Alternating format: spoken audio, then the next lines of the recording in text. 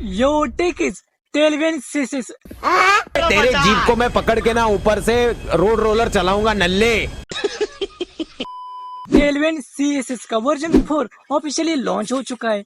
तो यार उसको सेटअप कैसे करना है, उसके लिए हमें जाना पड़ेगा कंप्यूटर स्क्रीन की तरफ। तो विदाउट वेस्टिंग एनी टाइम जल्दी से चलते हैं कंप्यूटर स्क्रीन की तरफ। Let's go. कसम उड़न झल्ले की ब्रो। तो यार हम कंप्यूटर स्क्रीन पर आ चुके हैं।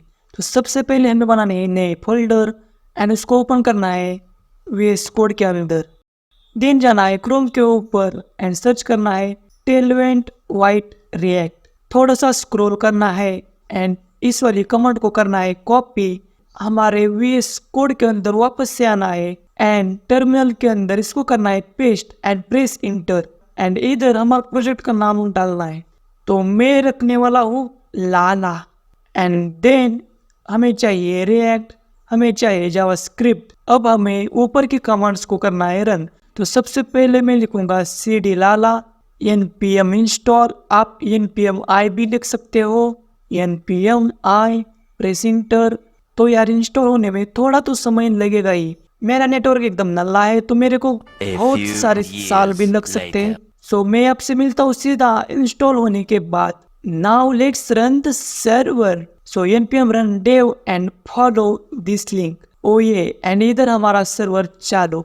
अब बारी टेलवेंट की। वापस से जाना है क्रोम के ऊपर एंड सर्च करना है टेलवेंट वाइट रिएक्ट। इस कमांड को करना है कॉपी एंड हमें एक नया टर्मिनल चाहिए। एंड इधर पेस्ट नहीं करना है क्योंकि इधर हम है न्यू फोल्डर के अंदर, बट हमारा प्रोजेक्ट लाला के अंदर है। तो सबसे पहले हमें लाला के अंदर घुसना पड़ेगा। उसके लिए सिंपली हमें लिखना पड़ेगा cd लाला। अब आप देख सकते हो हम लाला के अंदर आ चुके हैं। Now paste the command and press inter. थोड़ा सा नीचे स्क्रॉल करना है तो एक फाइल रहेगी whiteconfig.ts, बट हमारे केस में whiteconfig.js होगी। तो इस वाले कोड को सिंपली करना है कॉपी एंड इधर फोल्डर स्ट्रक्चर के अंदर ये रही whiteconfig.js, इसके अंदर पेस्ट। सिंपली हमने क्या किया, टेलवेंट को इंपोर्ट किया।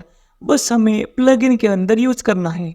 अब हमें हमारी जो मेन CSS की फाइल है प्रोजेक्ट के अंदर, उसके अंदर सिंपली टेलवेंट को इंपोर्ट करना रहेगा।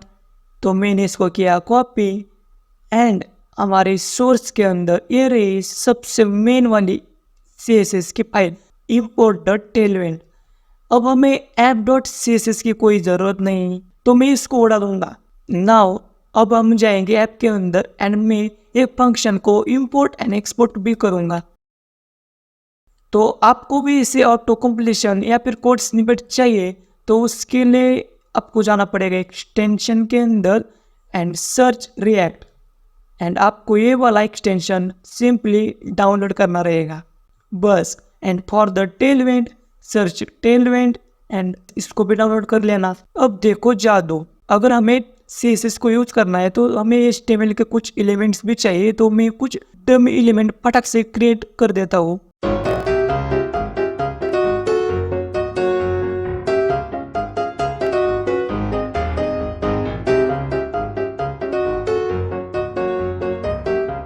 नाउ अब बारी है CSS को इंपोर्ट करने की। यार मेरे को ऑटो सजेशन तो आ रहे हैं लेकिन ये को पायलट के है। एक्चुअल में ऑटो सजेशन कुछ अलग ही रहते, तो कुछ तो मिसिंग है बच्चा। ओके तो मैं समझा। तो हमारे पास टेलवेंट की कॉन्फ़िग फाइल नहीं है तो सिंपली रूट के अंदर, ध्यान से देखना, रूट के अंदर जाना है। इधर tailwind.config.js की फाइल बनानी है, रिलोड सेव एंड अब देखो मैजिक। एंड इसको बोलते हैं ऑटो सजेशन बच्ची। तो यार मैं फटक से इन एलिमेंट्स को स्टाइल कर देता हूँ।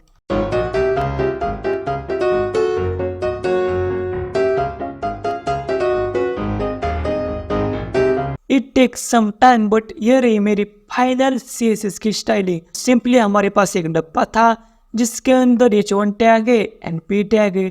तो मैंने डब्बे को बोल दिया है फ्लेक्स, फ्लेक्स की डायरेक्शन होगी कॉलम, सारी चीजें सेंटर में रहेगी। H1 टैग जो रहेगा उसकी साइज इतनी बड़ा, उसका कलर पिंक कर दो एंड जो हमारा P टैग के अंदर टेक्स्ट है उसका कलर व्हाइट रख दो। And let's check the server baby. ओ ये बच्ची, फाइनली हमारा टेलविंड का सेटअप एंड टेस्टिंग हो चुका है। लेकिन फिर भी आपको कोई भी दिक्कत आई तो सिंपली डिस्कॉर्ड पर मेरे को मैसेज कर देना या फिर इंस्टा पर भी कर सकते हो, तब भी चलेगा। लेकिन ये तो हो गया टेलविंड को सेटअप करने का। लेकिन आपको टेलविंड शिद्दत से सीखनी है, सिंपली फॉलो दिस वीडियोज। सारों का लिंक डिस्क्रिप्शन में मिल जाएगा। तो बस इस वीडियो में इतना ही। आपसे जल्द मुलाकात होगी नेक्स्ट टॉपिक पे बच्चा। तब तक के लिए कितनी खूबसूरत रही होगी उस जमाने में यार, ये है कि नहीं?